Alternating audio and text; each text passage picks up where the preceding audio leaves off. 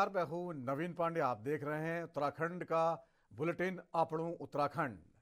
खबरों की शुरुआत करते हैं। मुख्यमंत्री पुष्कर सिंह धामी ने बुधवार रात दून मेडिकल कॉलेज अस्पताल पहुंचकर इमरजेंसी ओटी बिल्डिंग का अचानक निरीक्षण किया। सीएम ने मरीजों से मुलाकात की और अस्पताल की व्यवस्थाओं का जायजा लिया। उन्होंने मरीजों का हाल जाना और उनसे मिल रही सुविधाओं के बारे में भी बात की। एमएस डॉक्टर आरएस बिष्ट और वरिष्ठ फिजिशियन डॉक्टर अरुण पांडे ने मरीजों के इलाज को लेकर उनको जानकारी दी। देर रात हुए इस अचानक निरीक्षण से अस्पताल प्रशासन में सक्रियता बढ़ गई थी।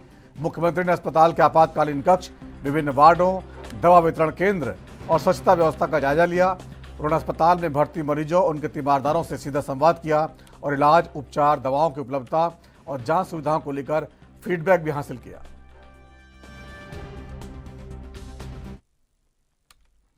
और मुख्यमंत्री पुष्कर सिंह धामी ने विकास नगर स्थित श्री खाटू श्याम धाम में आयोजित प्राण प्रतिष्ठा महोत्सव में हिस्सा लिया। इस दौरान उन्होंने बाबा खाटू श्याम की पूजा अर्चना कर प्रदेश की सुख समृद्धि और खुशहाली की कामना की। मुख्यमंत्री ने प्राण प्रतिष्ठा महोत्सव की शुभकामना देते हुए कहा, बाबा खाटू श्याम की महिमा अपरंपार है। वे आस्था के आराध्य होने के साथ साथ हारे के सहारे हैं, जो हर टूटे हुए मन को संबल प्रदान करते हैं। सच्चे मन से जो भी उन्हें पुकारता है, बाबा उसकी झोली अपनी कृपा से भर देते हैं। उन्होंने कहा कि भजन, कीर्तन और धार्मिक आयोजनों में उमड़ रही श्रद्धालुओं की भीड़ इस बात का प्रमाण है कि बाबा हर हृदय में विराजमान है।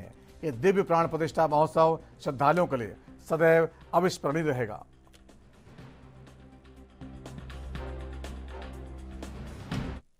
और बात चंपावत की। चंपावत में सरस कॉर्बेट महोत्सव 2026 का भव्य शुभारंभ हो गया है। मुख्यमंत्री पुष्कर सिंह धामी ने वर्चुअल माध्यम से इस महोत्सव का उद्घाटन किया। महोत्सव में साहसिक गतिविधियों जैसे paragliding, mountain biking, river rafting और ट्रैकिंग की प्रस्तुति दी गई। विभिन्न राज्यों के प्रतिभागियों और स्थानीय उत्पादों के स्टॉल ने दर्शकों का ध्यान आकर्षित किया। साथ ही मुख्यमंत्री योग सखी दीदी अभियान की भी शुरुआत हुई, जिसका उद्देश्य महिलाओं को योग के माध्यम से सशक्त बनाना है। महोत्सव में बच्चों के रंगारंग प्रस्तुतियों ने माहौल को और भी रोचक बना दिया। खाद्य सामग्री, जड़ी बूटियों के स्टॉल भी लगे थे। खबरों आगे बढ़ते हैं। मुख्यमंत्री पुष्कर सिंह धामी ने सरस कॉर्बेट महोत्सव में हिस्सा लिया। उन्होंने कहा कि चंपावत की पुण्यभूमि इतिहास, अध्यात्म और संस्कृति की धरोहर रही है। ये केवल 7 दिनों का आयोजन नहीं, बल्कि सांस्कृतिक गरिमा, प्राकृतिक सौंदर्य, मातृशक्ति के सामर्थ्य, युवाओं के उत्साह और आत्मनिर्भर उत्तराखंड के संकल्प का जीवंत उत्सव है। इस वर्ष इसे शीतकालीन कॉर्बेट महोत्सव के रूप में भी आयोजित किया जा रहा है, जिससे प्रदेश में शीतकालीन पर्यटन को नई गति मिलेगी। मुख्यमंत्री धामी ने कहा, महोत्सव के अंतर्गत paragliding, mountain biking, hot air balloon, river rafting, paramotoring, पक्षी अवलोकन और ट्रैकिंग जैसी साहसिक गतिविधियों के माध्यम से चंपावत को राष्ट्रीय स्तर पर साहसिक पर्यटन के मानचित्र पर स्थापित करने का लक्ष्य निर्धारित किया गया है। उन्होंने विश्वास व्यक्त किया कि इन प्रयासों से युवाओं को नए अवसर मिलेंगे तथा स्थानीय स्तर पर रोजगार के साधन विकसित होंगे।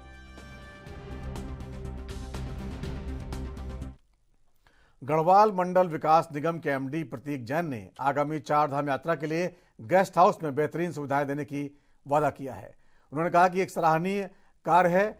एमडी जैन ने कहा कि गढ़वाल मंडल विकास निगम के सभी गेस्ट हाउस में साफ सफाई, शुद्ध पेयजल, बिजली और सुरक्षा व्यवस्था पर विशेष ध्यान दिया जा रहा है, जो कि तीर्थयात्रियों के लिए बहुत जरूरी है। इसके अलावा बेहतर फूड की सुविधा भी दी जाएगी, जो कि यात्रियों के अनुभव को और भी शानदार बना देगा।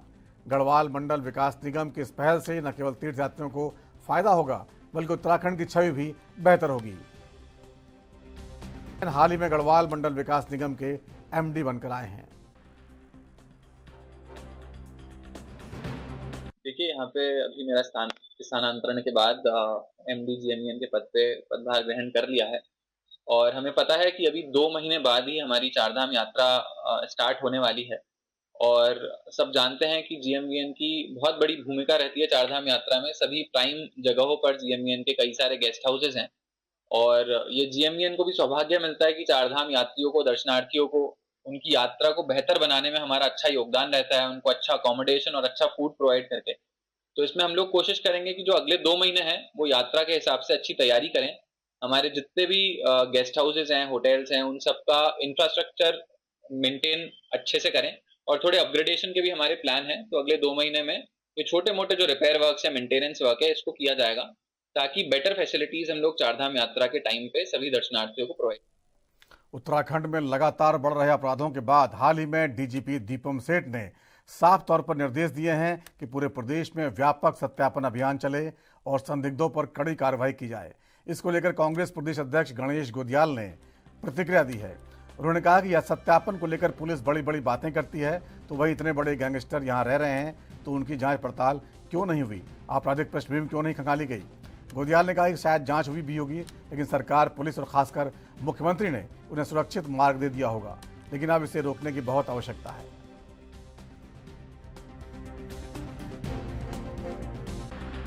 कि भाई सत्यापन के नाम पे पुलिस इतनी बड़ी बड़ी बातें करती है, तो इतने बड़े बड़े गैंगस्टर यहाँ हैं, उनका सरकार के महत्वपूर्ण लोगों के साथ उनका संबंध है, तो उनकी क्यों छानबीन नहीं हुई, उनकी जांच पड़ताल क्यों नहीं हुई कि ये कहाँ से आए, कौन है, क्या इनके खिलाफ कोई आपराधिक मुकदमे हैं, आपराधिक इनकी पृष्ठभूमि है। उनकी निश्चित रूप में जांच हुई होगी, लेकिन उनको सेफ पैसेज दिया गया यहाँ रहने के लिए, यहाँ व्यापार करने के लिए, और वो सेफ पैसेज सरकार ने दिए, मुख्यमंत्री जी ने दिए स्पेशली, और उस आधार पर यहाँ की पुलिस ने उन्हें सेफ पैसेज दिए, क्योंकि मुखिया का आदेश था, मुखिया यही चाहते थे, इसलिए उन्हें सेफ पैसेज दिया गया। और इन सब बातों से ये प्रतीत होता है कि भाई अपराधियों के मंसूबे, अपराधियों की मंशा और मजबूत होती हैं। अपराधियों के लिए ये प्रदेश नंदनवन बन गया है, तो इसलिए इसको रोकने की बहुत आवश्यकता है। उत्तराखंड वन विभाग ने आगामी फायर सीजन को देखते हुए मॉक ड्रिल के माध्यम से अपनी तैयारियों को परखा है। पहली बार प्रदेश स्तर पर 41 स्थानों पर forest fire mock drill exercise आयोजित की गई है। इस अभ्यास में वन प्रभाग, राष्ट्रीय उद्यान और अभ्यारण्य सहित अन्य विभागों जैसे आपदा प्रबंधन, पुलिस, एसडीआरएफ, एनडीआरएफ, चिकित्सा, स्वास्थ्य विभाग ने भी हिस्सा लिया।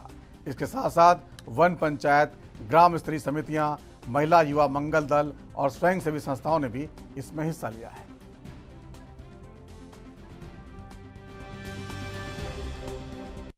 जैसा कि आपको पता है कि वन क्षेत्रों में अग्नि की घटनाएं जो ग्रीष्मकाल में होती है वो हमारे लिए बहुत बड़ी चुनौती है वन विभाग के लिए।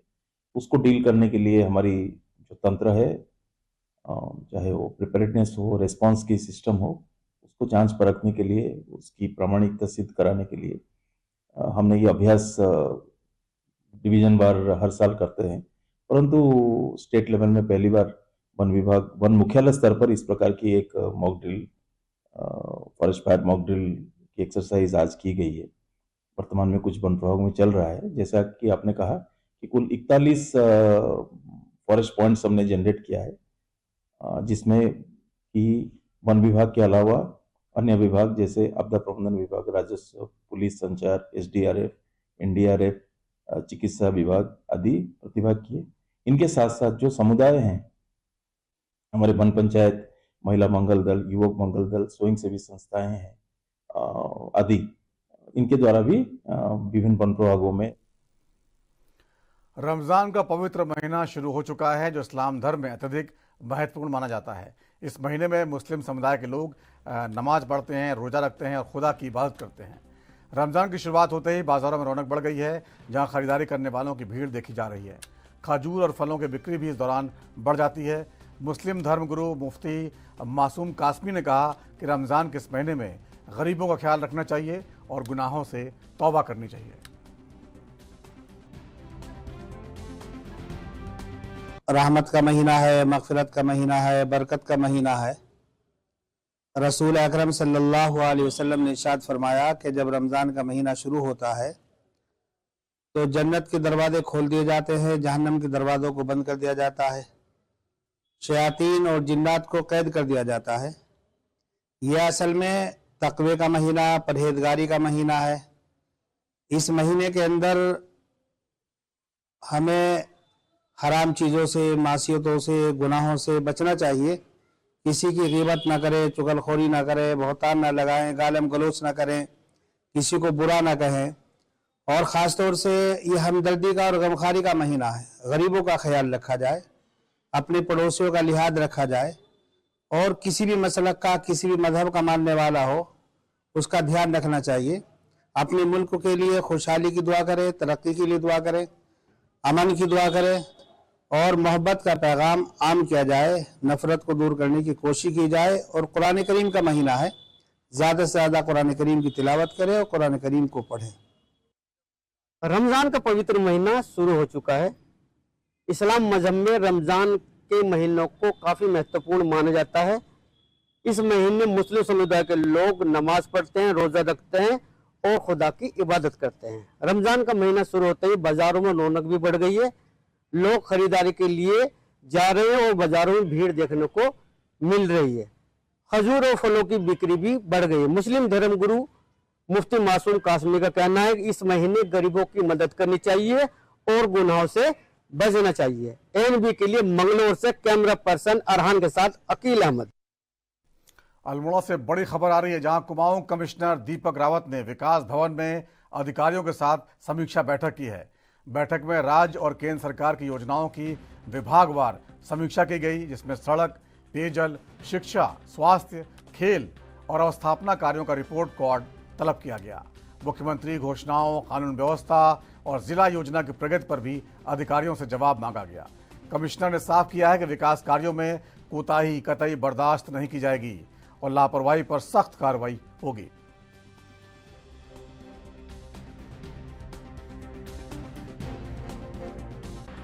अभी जो रिव्यू मीटिंग हुई है तो डिस्ट्रिक्ट लेवल पे जो हमारे 4 सेक्टर्स होते हैं, डिस्ट्रिक्ट का, स्टेट प्लान का, एक्सटर्नली एडेड का, इन सभी सेक्टर्स की समीक्षा यहाँ पे की गई और इसमें जो व्यय हो रहा है उसकी समीक्षा की गई, टाइमली हो रहा है या नहीं। पुराने प्रोजेक्ट्स जो अटके हैं किसी वजह से, सामंजस्य की कमी से, उनको देखा गया। पार्किंग के बहुत से प्रोजेक्ट्स अलग अलग जगहों पे चल रहे हैं, उनकी समीक्षा की गई और डिस्ट्रिक्ट में जो कुछ नवीन पहलें की गई हैं, कुछ इनोवेटिव वर्क हुआ है, उनको भी देखा गया और मैंने पाया कि इसमें काफ़ी अच्छे काम यहाँ पे हो रहे हैं। माननीय मुख्यमंत्री जी के स्तर से जो घोषणाएं हुई हैं उनकी समीक्षा की गई, कोई पेंडेंसी है तो उनको तेज करने के लिए कहा गया। साथ ही साथ ऐसे हमारे जो प्रोजेक्ट्स जो वन भूमि की वजह से अटके हुए हैं उसको भी तेज करने के लिए यहाँ पे डायरेक्शंस दिए हैं। तो कुल मिला के एक बहुत कॉम्प्रिहेंसिव रिव्यू यहाँ पे किया गया। जो आप हाई एल्टीट्यूड की बात कर रहे थे स्टेडियम की, ये मैं समझता हूँ कि एक अच्छा प्रोजेक्ट हो सकता है यहाँ के लिए। पर्याप्त जमीन भी है और यहाँ का जो एल्टीट्यूड है और यहाँ का जो क्लाइमेट है ये इसको सपोर्ट करेगा और मुझे लगता है इसमें बाहर से भी लोग बाद में आएंगे। तो इसमें यहाँ पे डीएम साहब काफी इनिशिएटिव ले रहे हैं और स्पोर्ट्स को लेकर यहाँ पे इंफ्रास्ट्रक्चर में भी इंप्रूवमेंट हुआ है। सर, क्वारब एक बहुत बड़ा मुद्दा, क्वारब क्योंकि एक बड़ा चैलेंज है और बरसात में तो खैर बहुत ज्यादा दिक्कत होती है। अभी फिलहाल तो यहाँ पे आवाजाही वाहनों की है, लेकिन जो इसमें एनएच काम कर रही है वो वर्तमान में अपने जो उसको कह सकते हैं आप फुल कैपेसिटी पे वो काम नहीं हो रहा है क्योंकि गाड़ियां भी इससे चल रही हैं। और उसका जो अल्टरनेट रोड है जिसमें हम वैकल्पिक रूप से गाड़ियों को भेजेंगे जब तक ये काम करना हो, उस पर काम चल रहा है और मार्च में ये जो काम है वैकल्पिक रोड का वो पूरा हो जाएगा। उसके बाद पूरी तेजी से यहाँ पे काम करवाया जाएगा और इसकी अच्छी। तो अल्मोड़ा में विकास कार्यों का जायजा लिया, बैठक हुई कमिश्नर की अध्यक्षता में। बुलेटिन वक्त होगा छोटे से ब्रेक का, ब्रेक के बाद जल्द लौटते हैं।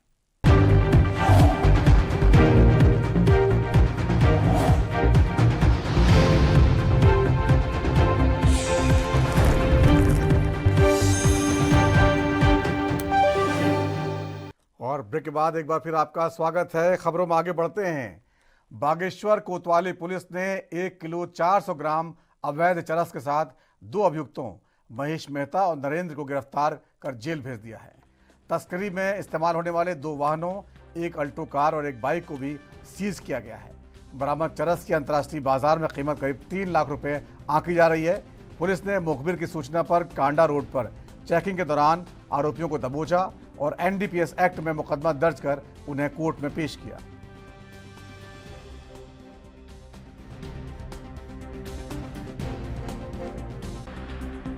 कल बागेश्वर पुलिस ने कार्रवाई करते हुए 2 अभियुक्त को गिरफ्तार किया है, जिसमें 1400 ग्राम चरस पकड़ी गई है। उन 2 अभियुक्त के नाम नरेंद्र सिंह कोरंगा है और महेश सिंह मेहता है।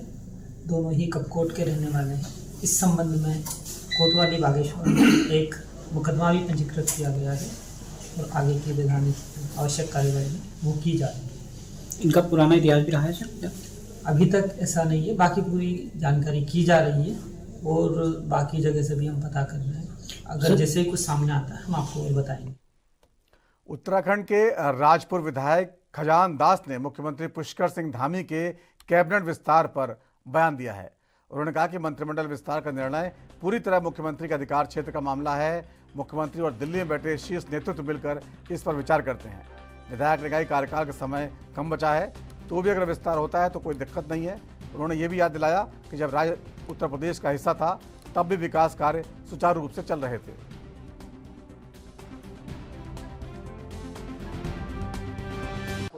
देखिए, मंत्रिमंडल का विस्तार करना न करना ये मुख्यमंत्री जी के अधीन होता है। मुख्यमंत्री जी हमारे शीर्ष नेतृत्व जो दिल्ली में बैठा है और हमारा प्रदेश का नेतृत्व आपस में बातचीत करते हुए, मुझे लगता है कि समय बहुत कम रह गया है। 10 महीने बाद 11 महीने बाद चुनाव में जाना है, इसलिए विस्तार होगा भी तो ठीक है, नहीं भी होगा भी ठीक है। सरकार हमारी चल रही है, काम चल रहा है, काम वर्क अब भी हो रहा है, तब भी हो रहा था। और जब हम उत्तर प्रदेश में थे, कोई इस बात को मैं स्पष्ट करना चाहूँगा कि तब हमारे हिस्से में एक पर्वतीय विकास मंत्री हुआ करता था, जो पूरे उत्तराखंड को, हालांकि मंत्री तो बहुत सारे होते थे, किंतु पर्वतीय विकास मंत्री पूरा उत्तराखंड का भ्रमण करता था। हमारी जनसंख्या भी उस समय कम थी और जब हमारा उत्तराखंड का जन्म हुआ 2000 में, तो उस समय हमारी 84 लाख के लगभग जनसंख्या थी। उसके निमित्त काम तब भी हो रहे थे और आज गति पकड़ी और अलग राज्य बनाया। अलग युवाओं का जो सपना है वो सपना भी अब धीरे धीरे साकार हो रहा है। मुझे लगता है कि अभी बहुत कुछ करना बाकी। नैनीताल जनपद के लालकुआ विधानसभा क्षेत्र के बिंदु खत्ता इलाके के निवासी आज भी अपनी पहचान को लेकर संघर्ष कर रहे हैं। स्थानीय लोग इसे राजस्व ग्राम घोषित करने की मांग कर रहे हैं। इसके लिए आज एक बड़ा आंदोलन भी किया गया। वहीं बीजेपी विधायक मोहन सिंह बिष्ट का कहना है कि उन्होंने चुनाव जीतने के बाद इस समस्या का समाधान निकालने की शुरुआत की थी, जो अब तक काफी हद तक आगे बढ़ चुकी है। हालांकि कुछ लोग जानबूझकर माहौल बिगाड़ने की कोशिश कर रहे हैं।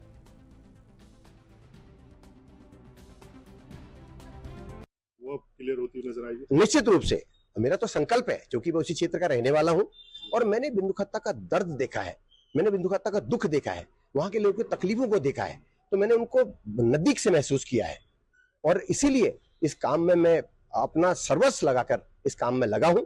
लेकिन मैं उन लोगों को भी चेतावनी देना चाहता हूं कि अगर उन लोगों की वजह से जो आज तमाम तरह के धरने कर रहे हैं, जुलूस कर रहे हैं, तमाम तरह का जो है समाज में जो है लोगों को मिसगाइड कर रहे हैं कि बिंदु खत्ता टूटने वाला है, 18 तारीख को लालकुआ चलो, अगर इनकी वजह से इस प्रक्रिया को कोई बाधा पहुंची, इसमें कहीं पर कोई नुकसान हुआ, तो बिंदु खत्ता की जनता भले ही इनको माफ कर दे, लेकिन मैं इन्हें माफ नहीं करूंगा। मेरी मेहनत पर अगर ये लोग कहीं पर भी, मेरी 4 सालों की मेहनत पर अगर ये पानी फेरने का प्रयास करेंगे तो मैं इनको कभी छोड़ूंगा नहीं। रंगों के पावन पर्व होली की तैयारियों को लेकर स्थानीय बाजारों में ग्रामीण समूहों की महिलाओं द्वारा निर्मित हर्बल रंग अपनी विशिष्ट छटा बिखेर रहे हैं। ये रंग न केवल पर्यावरण संरक्षण का संदेश देते हैं, बल्कि जनजीवन में प्रसन्नता के नवीन रंग भी घोल रहे हैं। राजधानी देहरादून के विकास खंड सहसपुर एवं रायपुर में स्वयं सहायता समूहों की महिलाएं सुरक्षित और पर्यावरण अनुकूल होली के उद्देश्य से प्राकृतिक रंगों का निर्माण कर उन्हें स्थानीय बाजारों में बेच रही हैं। इस वर्ष समूहों द्वारा तैयार किए गए ये प्राकृतिक हर्बल रंग लोगों के घरों में हर्ष उल्लास फैलाने को तैयार है। जिला मिशन प्रबंधक सोनम गुप्ता ने बताया, समूह की महिलाएं प्रत्येक वर्ष की भांति इस वर्ष भी होली पर्व पर हर्बल रंगों का निर्माण कर रही हैं।